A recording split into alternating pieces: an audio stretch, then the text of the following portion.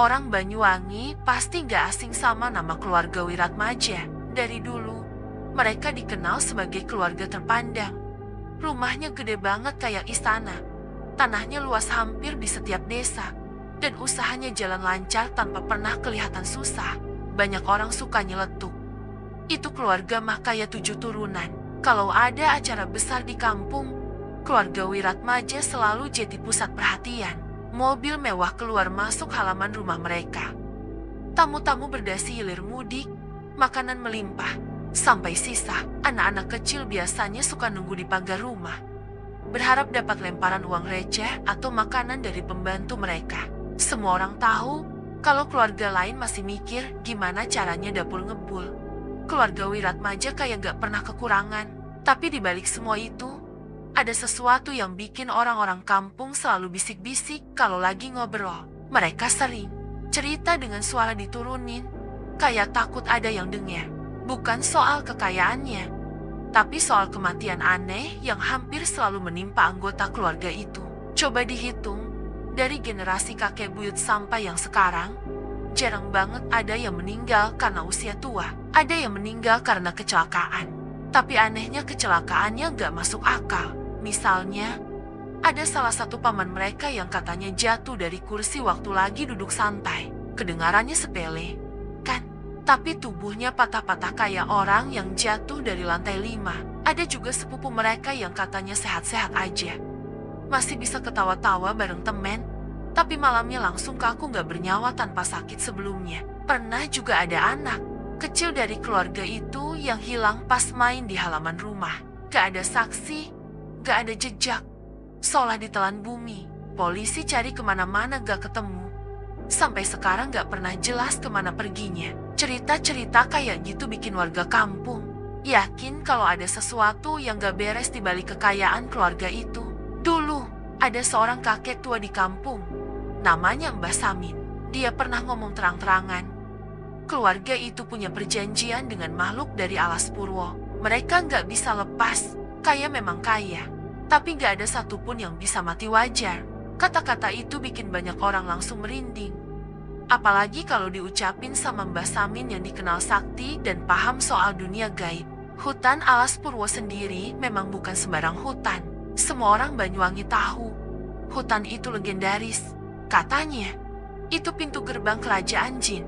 Banyak orang bilang, kalau kamu masuk ke sana tanpa izin, kamu bisa tersesat meski bawa kompas sekalipun. Ada yang percaya, tempat itu jadi lokasi orang-orang yang pengen ngalap berkah lewat jalan pesugihan. Tapi pesugihan itu gak gratis. Selalu ada harga yang harus dibayar. Dan harga itu biasanya adalah nyawa. Bukan cuma nyawa orang yang minta, tapi bisa juga nyawa keturunannya, orang terdekatnya, bahkan orang lain yang dijadikan tumbal. Kabarnya, leluhur keluarga Wiratmaja dulu pernah melakukan ritual di hutan itu. Entah apa yang diminta, tapi hasilnya nyata. Dari yang dulunya cuma orang biasa, tiba-tiba jadi bangsawan kaya raya. Tanah mereka meluas, usaha berkembang, keturunannya hidup berkecukupan. Orang-orang percaya, sejak saat itulah garis keturunan. Mereka terikat perjanjian dengan penghuni gaib Alas Purwo yang bikin bulu kuduk merinding. Perjanjian itu katanya bukan cuma sekali bayar, tapi setiap beberapa waktu sekali harus ada tumbal baru. Kalau gak, kekayaan mereka bakal runtuh pelan-pelan dan keluarga itu bisa musnah. Cerita-cerita kayak gini jadi semacam rahasia umum. Orang kampung tahu, tapi gak ada yang berani ngomong keras-keras. Mereka takut kalau keluarganya sendiri kena bala gara-gara kebanyakan omong. Makanya, setiap kali ada anggota keluarga Wiratmaja meninggal dengan cara aneh, warga cuma bisa saling pandang dan berbisik lirih. Tumbalnya sudah diambil. Lagi, kesan seram itu makin kuat karena rumah besar keluarga itu juga punya aura ganjil. Dari luar, rumah itu megah banget, bergaya kolonial dengan pilar-pilar tinggi. Tapi entah kenapa, kalau malam tiba, rumah itu terasa hidup. Kadang terdengar suara-suara aneh, seperti orang menangis, suara gamelan yang samar banget, atau suara langkah kaki padahal gak ada siapa-siapa. Beberapa orang yang pernah kerja sebagai pembantu di sana, kabarnya sering diganggu. Ada yang bilang melihat bayangan hitam berdiri di ujung lorong. Ada yang cerita kalau tiba-tiba lampu padam padahal listrik normal. Bahkan ada yang sampai kerasukan. Tapi anehnya, meski tahu rumah itu penuh gangguan, gak ada yang berani menolak kalau ditawari kerja di sana. Alasannya simpel. Gajinya besar, jauh di atas rata-rata. Begitulah cara keluarga Wiratmaja mempertahankan reputasinya. Kaya raya, disegani, tapi juga diselimuti misteri. Orang luar mungkin cuma lihat kemewahan mereka.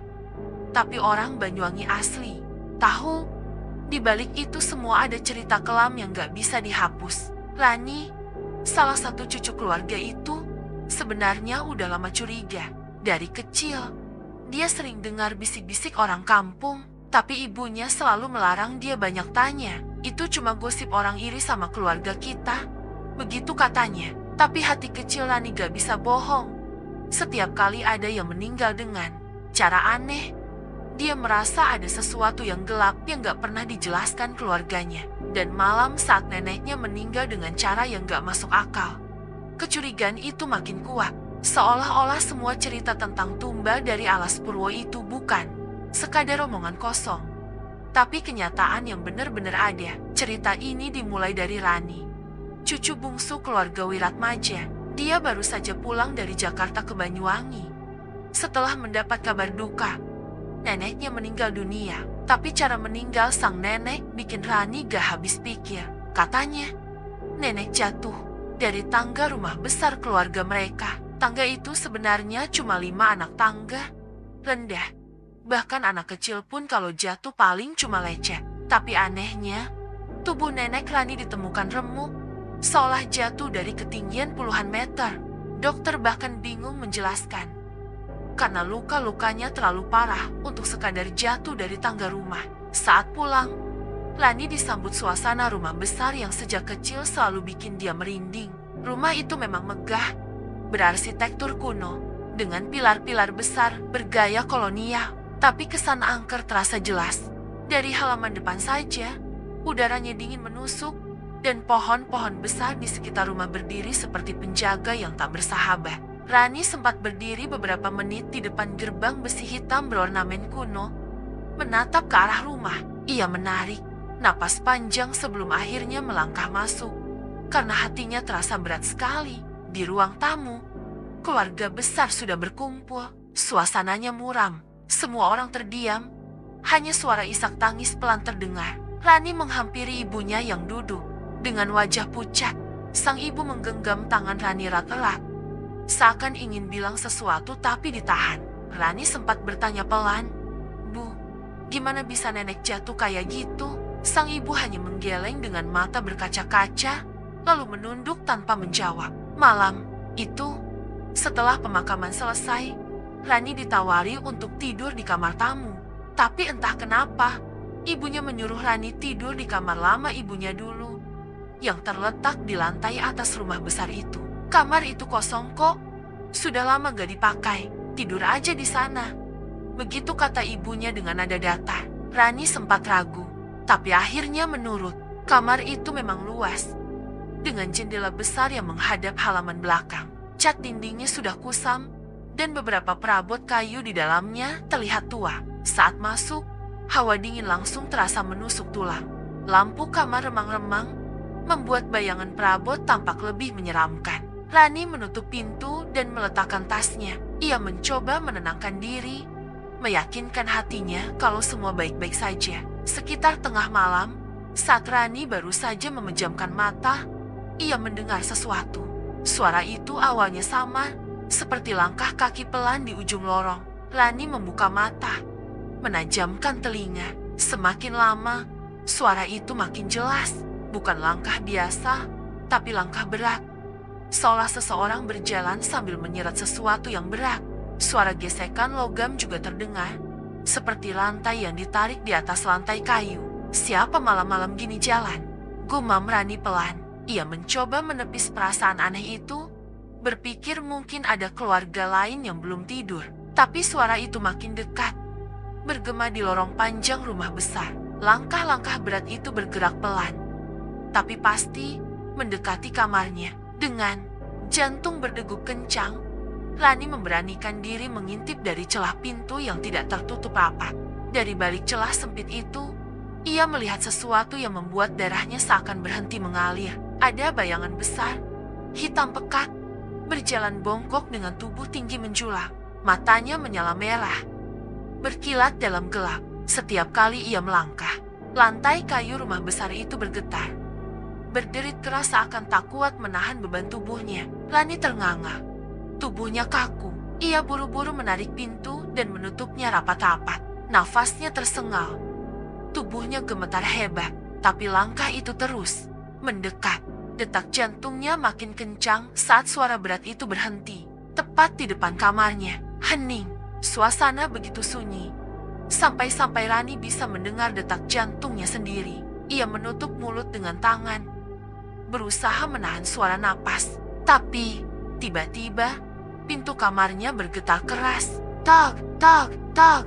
Pintu itu digedor berkali-kali, begitu keras sampai gagangnya bergetar. Rani menjerit ketakutan, berlari ke arah ranjang, menutupi tubuh dengan selimut tipis seolah kain itu bisa melindunginya. Ibu, ibu, teriaknya keras, berharap ibunya datang menolong.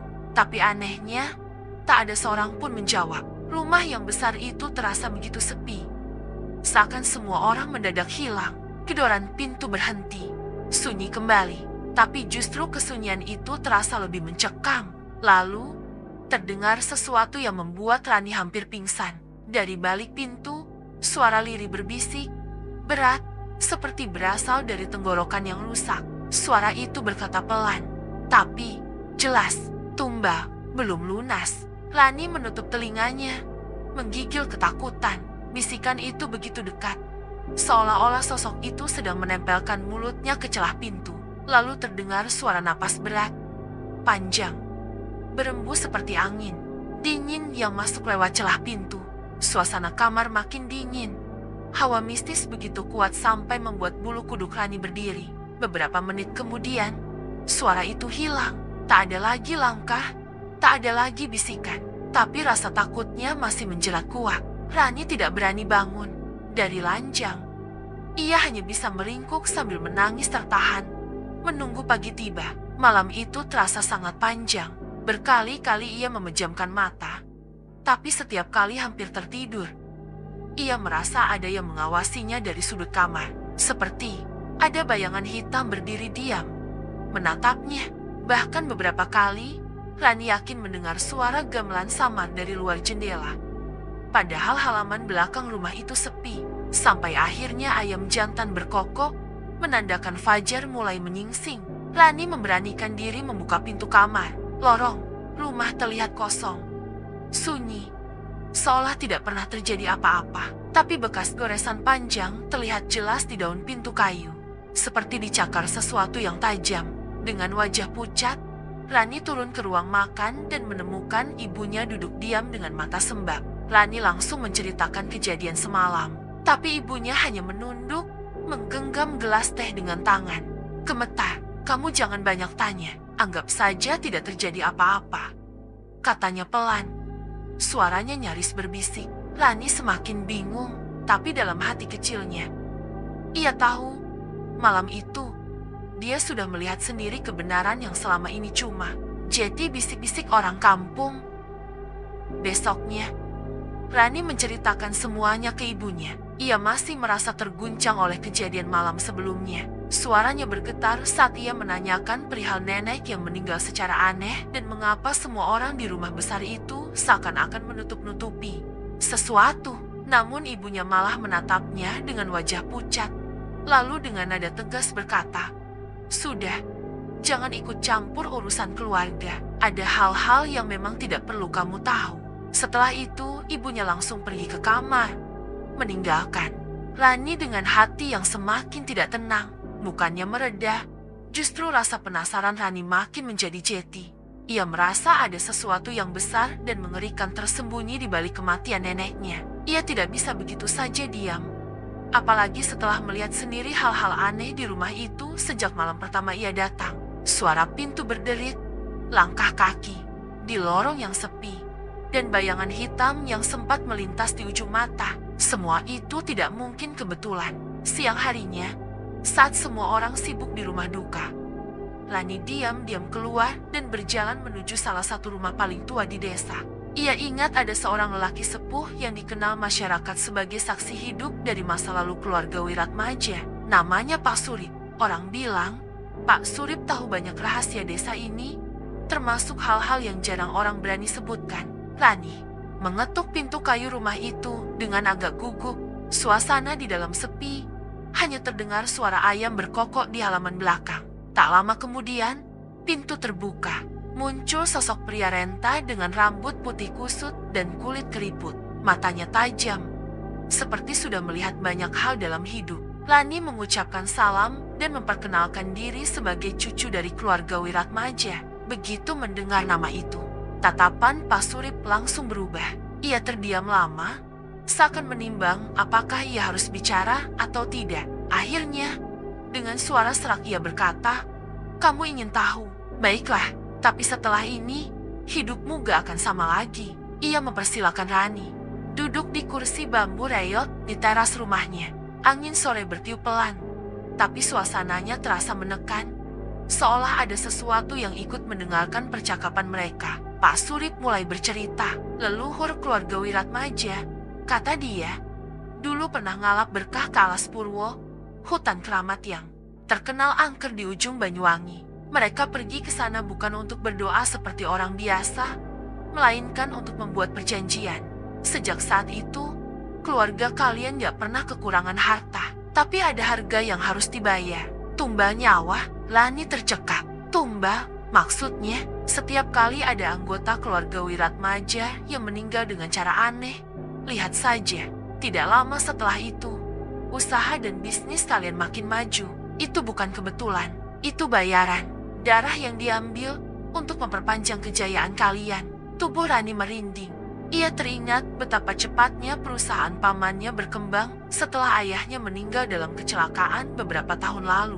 Dan sekarang neneknya mati mendadak tanpa alasan jelas. Semua mulai masuk akal, tapi dengan cara yang menakutkan. Melihat wajah Rani yang pucat, Pak Surip melanjutkan dengan suara lebih pelan.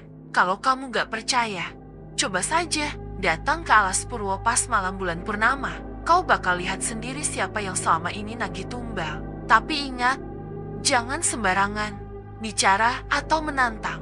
Kalau tidak, kamu bisa jadi korban berikutnya. Sore itu, Rani pulang dengan hati kacau. Ia sempat ragu apakah akan menuruti kata-kata Pak Surip, tapi rasa penasarannya lebih besar daripada ketakutannya. Malam pun tiba, bulan bulat penuh menggantung di langit. Cahaya pucatnya menembus pepohonan dan menimbulkan bayangan yang menyeramkan di tanah. Lani menyiapkan senter kecil dan berangkat seorang diri menuju hutan Alas Purwo. Begitu memasuki area hutan, hawa dingin langsung menyergap, menusuk tulang. Suara jangkrik berdengung keras, bercampur dengan suara burung malam yang melengking tajam, membuat bulu kuduk berdiri. Rani melangkah semakin dalam.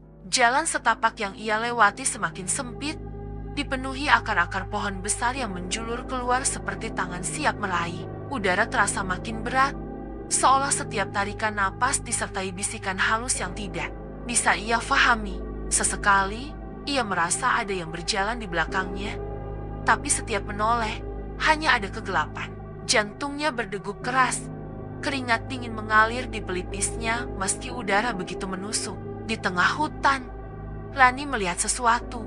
Di bawah pohon besar yang menjulang, ada sesajen lengkap, bunga-bunga layu, dupa yang masih mengepulkan asap, dan di tengahnya kepala kambing hitam yang sudah mengering dengan darah mengalir ke tanah. Bau anyir bercampur kemenyan menusuk hidung, membuat Rani hampir muntah. Namun yang membuatnya hampir pingsan bukanlah sesajen itu. Di sampingnya berdiri sosok tinggi besar, berbalut kain putih lusuh yang kotor berlumpur. Wajahnya tidak berbentuk, hanya hitam legam pekat, tapi dari kegelapan itu memancar sepasang mata merah menyala seperti bara api. Sosok itu tidak bergerak, hanya berdiri menatap lurus ke arah Rani. Kakinya lemas, ia ingin lari, tapi tubuhnya terkunci. Saat sosok itu mulai menoleh perlahan ke arahnya, suara berat bergema dari segala arah. membuat telinganya berdengung dan kepalanya sakit. Keturunanmu masih berhutang, darah harus dibayar. Rani menutup telinganya, berteriak. Tapi suara itu justru semakin keras, menusuk ke dalam pikirannya. Ia merasa seperti ada tangan-tangan dingin yang meraih dari tanah, mencengkeram pergelangan kakinya, menariknya masuk. Pandangannya berkunang-kunang, dan dalam sekejap, ia melihat bayangan wajah-wajah anggota keluarganya yang sudah mati. Ayahnya, neneknya, bahkan pamannya, semua menatap dengan mata kosong, bibir mereka bergerak tapi tanpa suara. Rani tersungkur di tanah, tubuhnya gemetar hebat. Sosok itu semakin mendekat, kain lusuhnya menyeret tanah, menimbulkan suara gesekan yang membuat bulu kuduk berdiri. Bau busuk semakin menyengat, mata merah itu semakin dekat, menatap langsung ke dalam jiwanya. Giliranmu akan tiba, kau tidak bisa lari dari perjanjian yang dibuat leluhurmu. Darahmu akan menjadi bagian dari bayaran. Rani mencoba merangkak mundur, tapi seakan tanah menolaknya. Pohon-pohon di sekitar bergetar, suara hewan malam tiba-tiba hilang, diganti dengan senyap mencekam. Hanya ada suara napas berat dari makhluk itu. Dalam keputusasaan, Rani menjerit sekuat tenaga, berharap ada yang mendengar. Meski ia tahu tidak ada orang lain di tengah hutan itu, pandangannya berangsur gelap. Matanya berat, hingga akhirnya semuanya menghilang. Yang terakhir ia rasakan hanyalah tatapan panas mata merah itu, seperti api neraka yang menempel di kulitnya. Rani lari sekencang-kencangnya malam itu. Nafasnya tersengal, kaki rasanya udah mau copot. Tapi suara itu masih terus ngikutin. Tumbal, tumbal, bisikan seram itu seakan berputar di kepalanya, bikin jantungnya berdetak makin keras. Hutan, alas purwo yang gelap gulita seolah menutup setiap jalan keluar. Pohon-pohon tinggi menjulang dengan akar menjuntai seperti tangan-tangan yang ingin meraih tubuhnya. Daun-daun kering di bawah kakinya berderak, tapi suara langkahnya sendiri seperti tenggelam oleh desiran angin dingin yang membawa aroma anyir darah. Rani akhirnya kehabisan tenaga, pandangannya berkunang-kunang. Ia tersandung akar pohon besar, lalu jatuh tersungkur. Suara bisikan itu semakin keras, sampai telinganya berdengung. Tubuhnya mulai terasa ringan, lalu gelap. Rani pingsan di tepian hutan. Ketika membuka mata, ia sudah berada di dalam kamarnya. Cahaya lampu remang-remang membuat kepalanya sedikit pening. Di sampingnya, ibunya duduk dengan wajah sembab, air mata masih menetes dari pipinya. Begitu Rani sadar, ibunya langsung memeluknya erat, seolah takut kehilangan. "Kenapa kau begitu nekat?" "Nak," suara ibunya bergetar, terdengar seperti orang yang putus asa. "Aku sudah bilang, jangan pernah coba-coba masuk ke alas purwo. Kau mau mati, kau mau jadi tumbal." Rani masih bingung. Tubuhnya terasa berat, tapi pikirannya penuh tanda tanya. "Bu, aku cuma pengen tahu kebenarannya. Aku lihat sendiri, ada sosok, ada sesajen." Dan sudah, ibunya memotong dengan suara tinggi. Matanya memerah penuh amarah bercampur takut. "Jangan ceritakan apa yang kau lihat. Jangan ucapkan sembarangan. Semakin kau bicara, semakin cepat mereka tahu kau melawan." Rani tercekat. Kata-kata ibunya seperti pisau dingin yang menusuk dadanya. Saat itu juga dia sadar, apa yang dibilang Pak Surip memang benar. Keluarganya memang punya perjanjian kelam dengan penghuni alas purwo. Dan ibunya selama ini tahu, tapi memilih bungkam. Malam itu, Rani gak bisa tidur. Ia hanya berbaring dengan mata terbuka, menatap langit-langit kamar yang terasa lebih gelap dari biasanya. Suara detak jam dinding terdengar sangat keras, seolah setiap detik adalah hitungan mundur menuju sesuatu yang mengerikan. Dalam hatinya, doa-doa terus ia panjatkan. Meski lidahnya keluh, ada rasa takut yang belum pernah ia rasakan seumur hidupnya. Hari-hari berikutnya, Rani semakin menyadari sesuatu yang janggal di rumah besarnya itu. Setiap kali ada kabar kematian dari salah satu anggota keluarga Wiratmaja, entah itu paman, sepupu, atau kerabat jauh, usaha mereka justru semakin besar. Toko-toko baru dibuka, ladang semakin luas, sawah menghasilkan panen melimpah. Semua orang di luar keluarga memandang mereka sebagai orang kaya raya yang penuh keberuntungan. Tapi hanya Rani yang tahu, Semua kekayaan itu hanyalah topeng dari sebuah kutukan. Rani pernah memperhatikan dengan seksama. Pamannya meninggal kecelakaan mengenaskan. Mobilnya terguling di jurang. 2 bulan kemudian, usaha ekspedisi milik keluarga tiba-tiba melejit, mendapatkan kontrak besar dari pemerintah. Lalu sepupu jauhnya, seorang pemuda sehat, tiba-tiba meninggal di usia muda tanpa sebab jelas. Beberapa minggu setelahnya, pabrik baru keluarga Wiratmaja berdiri megah di kota sebelah. Pola itu selalu sama. Satu nyawa melayang, satu usaha berkembang. Ini harga yang harus dibayar. Suara ibunya suatu malam bergetar lirih. Dari dulu, dari nenek moyangmu, perjanjian itu sudah dibuat. Dan sampai sekarang, tidak ada yang bisa melawannya. Kalau kau mencoba keluar dari lingkaran ini, kau sendiri yang akan jadi gantinya. Rani hanya bisa menelan ludah. Tubuhnya gemetar. Tapi ia berusaha menahan tangis. Baginya, ucapan itu bukan peringatan, tapi ancaman. Ia seakan dijebak dalam lingkaran setan yang tak punya pintu keluar. Sejak malam ia masuk hutan itu, kejadian aneh mulai menghantuinya. Beberapa kali ia mendengar langkah kaki di lorong rumah, padahal semua orang sudah tidur. Kadang ia mendengar bisikan samar di telinganya saat sedang sendiri. Suara yang sama seperti di hutan. Tumbal, tumbal. Suara itu begitu dekat, sampai lehernya merinding dan bulu kuduknya berdiri. Puncaknya terjadi suatu malam ketika ia sedang duduk di ruang tamu. Lampu mendadak mati, rumah gelap gulita. Dari arah pintu depan, ia melihat bayangan tinggi besar berdiri diam, menatapnya. Mata merah menyala itu sama persis dengan sosok yang ia lihat di alas Purwo. Rani menjerit sekencang-kencangnya, sampai orang serumah berhamburan keluar kamar. Tapi begitu lampu kembali menyala, sosok itu hilang. Hanya ada Rani yang gemetar dengan wajah pucat pasi. Dia sudah menandaimu, kata ibunya lirih malam itu. Semoga bukan kau yang dipilih berikutnya. Ucapan itu semakin membuat Rani merasa tercekik. Kekayaan keluarganya memang nyata. Rumah besar, mobil mewah, tanah luas. Semua itu ada, tapi di baliknya ada bayangan kelam yang terus menagih bayaran.